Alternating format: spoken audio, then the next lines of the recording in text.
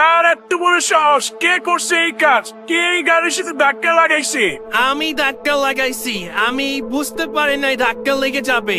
আসলে আমি ভুল করে এটা করে ফেলছি। আরে ভাই, তুমি কি পাগল নাকি? এত বড় গাড়ি পার্কিং এর জায়গা, মাত্র কয়েকটা গাড়ি, তুমি কি চোখে দেখো না? তোমার এই একটুখানি গাড়ি নিয়ে তুমি এত দামি গাড়ির মধ্যে ধাক্কা লাগিয়ে দিছো। তুমি কি দেখো না? তুমি কি অন্ধ নাকি ভাই? আমি বুঝতে পারি নাই এমন কিছু হয়ে যাবে। এখন আর কি করার বলেন? এখান থেকে এখন কেউ কোথাও যাইতে পারবেন না। কেউ যদি এখান থেকে পালানোর চেষ্টা করো তাহলে আমি সরাসরি সিকিউরিটির কাছে দিয়ে দিব।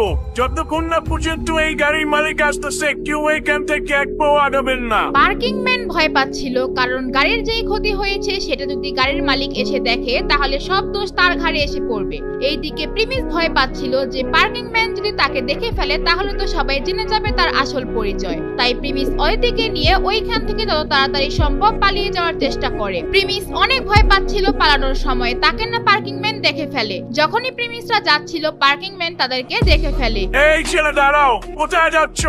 আমি না কাউরে এখান থেকে যাইতে না করছি। যখন প্রিমিসকে পালিয়ে যেতে দেখে তখন পার্কিং ম্যান মনে করে সেই গাড়ি ভেঙেছে।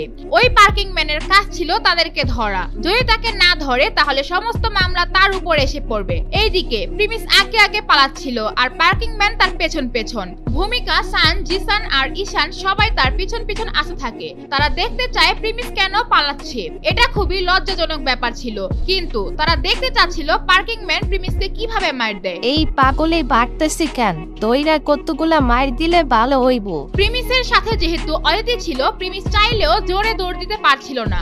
যদি সে একা থাকতো তাহলে সে এতক্ষণে পালিয়ে যেতে পারত। কিন্তু কিছুক্ষণ পর পার্কিং ম্যান প্রিমিসকে ধরে ফেলে। পার্কিং ম্যান যখন পিছন থেকে প্রিমিসের ঘাড় ধরে সেখানে থাকা প্রিমিসের বন্ধুরা খুশি হয়ে যায়। তারা ভাবে পার্কিং ম্যান হয়তো এখন প্রিমিসকে সেই মার দিবে আর অপমান করবে। এইদিকে অদিতি ভয় পাচ্ছিল এইবার আবার প্রিমিসকে অপমানিত হতে হবে। আরে তুই কি ভাবছ তুই আমার হাত থেকে বাইতে যাবি?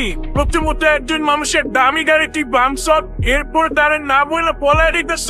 তোর তো আজকে খবর আছে। সেই পার্কিং ম্যান প্রিমিসকে পিছন থেকে না দেখেই তাকে অনেক খারাপ কথা বলতে থাকে। কিন্তু যখন সে প্রিমিসের মুখ তার দিকে ঘোরায় সে সাথে সাথে বলে ওঠে, আরে স্যার আপনি এখানে? স্যার আপনি কেন ভাগতেছেন? এটা বলার পর তার মুখ দিয়ে আর কোনো কথা বের হয় না। আসলে যারা এই ধরনের গাড়ি চালায় তাদের বয়স মিনিমাম 40 থেকে 50 বছরের মানুষ হয়ে থাকে। প্রিমিসের মতো একটি 20-22 বছরের ছেলের কাছে এই গাড়ি থাকতে পারে সেটা সে কল্পনাও করতে পারেনি। কিছুক্ষণ আগে যখন সে প্রিমিসকে দেখছিল ওই গাড়ি নিয়ে, তখন তার প্রিমিসের উপর একটা ভালো ধারণা তৈরি হয়েছিল।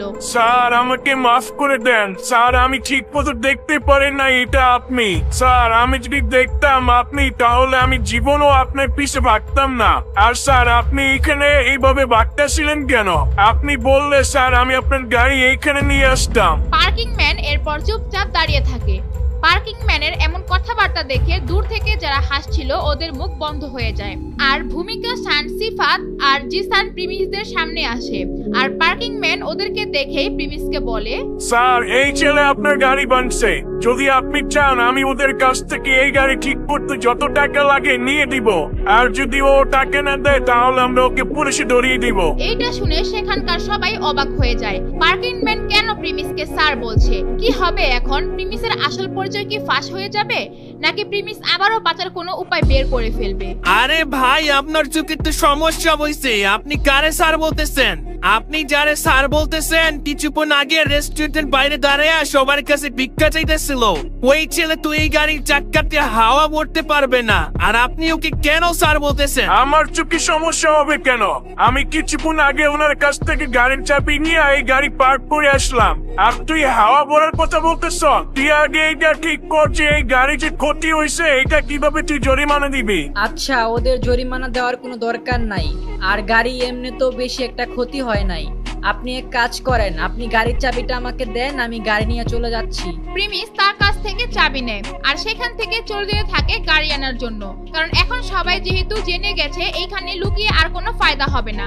এর কিছুক্ষণ পর প্রিমিস আস্তে আস্তে গাড়ি নিয়ে আসতে থাকে। যখন প্রিমিসে গাড়ির মধ্যে দেখে তাদের বন্ধুদের মাথার হোশ উড়ে যায়। কেউ এটা কল্পনাও করতে পারেনি যাকে একটু আগে ভিক্ষা করতে দেখলো রেস্টুরেন্টের বাইরে, সেই ছেলে এত দামি গাড়ির মালিক। আরে ভাই, এত দামি গাড়ি, তাও আবার প্রিমিসের। ও এত দামি গাড়ি কিভাবে পাইলো? সেখানকার সবার প্রিমিসের গাড়ি দেখে যেন হার্টবিট বেড়ে গিয়েছিল, আর অদিতির এগুলা দেখে যেন হার্টবিট বন্ধই হয়ে গিয়েছে। সবার মাথায় চক্কর আসা শুরু করে। আসলে কে প্রিমিস, কোথায় পেলো এই গাড়ি? যেই ছেলে একটু আগে 10 টাকা চাইতেছিল ওই ছেলে এখন 20 টাকার গাড়ি চালাচ্ছে। সবার মনে একটাই প্রশ্ন, প্রিমিস এই গাড়ি কিভাবে পেলো? এরপর সেখানে প্রিমিসের গাড়ি হর্ন বাজায় আর গাড়ি অদিতির সামনে এসে দাঁড় করায় আর তাকে বলে, অদিতি ভেতরে আসো, আমি তোমাকে কলেজে ড্রপ করে দিতেছি, চালু উঠো গাড়িতে। অদিতি প্রিমিসের কাহিনী দেখে সেম অবস্থা ছিল, কিন্তু বাকিদের মতো তার জ্বলছিল না। প্রিমিস যখন তাকে গাড়িতে উঠতে বলে সে একটু সংকোচ বোধ করে, তারপর সে গাড়িতে উঠতে রাজি হয় এবং গাড়িতে উঠে যায়। এই সময় অদিতি অনেক খুশি হয়, কারণ এতদিন ধরে সে প্রিমিসের সাথে সঙ্গ দেওয়া তার ভুল হয়নি।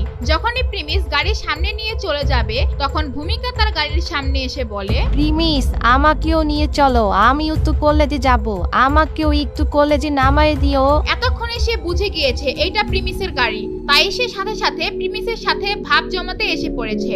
যেই প্রিমিসকে দেখে সে নাক বন্ধ করে দিত, আজ তার কাছে যাওয়ার জন্য সে এত নিচে নামতেছে। আচ্ছা, কিন্তু আমার মনে হয় তোমার সিফাতের গাড়িতে যাওয়া উচিত। আর এমনিতেও তোমরা জুসবারে যাওয়ার কথা ছিল, তোমরা ওদের সাথেই চলে যাও। আরে প্রিমিস আমার এখন জুস টুস খাইতে মন চাইতেছে না, তুমি আমাকে নিয়ে চলো, আমাকে একটু কলেজে নামায় দিও প্লিজ। প্রিমিস কোনো কথা না শুনে তার গাড়ি ওইখান থেকে নিয়ে চলে যেতে থাকে, আর ভূমিকা তার পিছন পিছন দৌড়াতে থাকে আর প্রিমিসকে ডাকতে থাকে। কিছুক্ষণ পর যখন প্রিমিস জোরে গাড়ি চালিয়ে চলে যায় সে সেখানে থেকে যায় আর হাঁপিয়ে যায়। ভূমিকার এই কাহিনী দেখে মনে হচ্ছিল ওর বয়ফ্রেন্ড ওকে ছেড়ে দিয়েছে।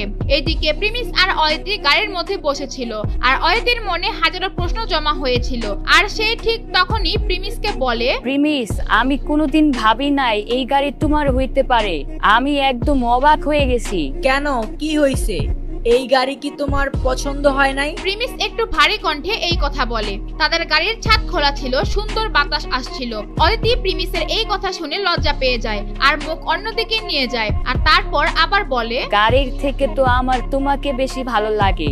প্রথমে যখন সবাই তোমাকে অপমান করতো, খারাপ বাজে ব্যবহার করতো, তুমি তাদের কিছু বলতা না, এইটা আমার কাছে অনেক ভালো লাগতো, আর এইটা খুব কম মানুষই সহ্য করতে পারে।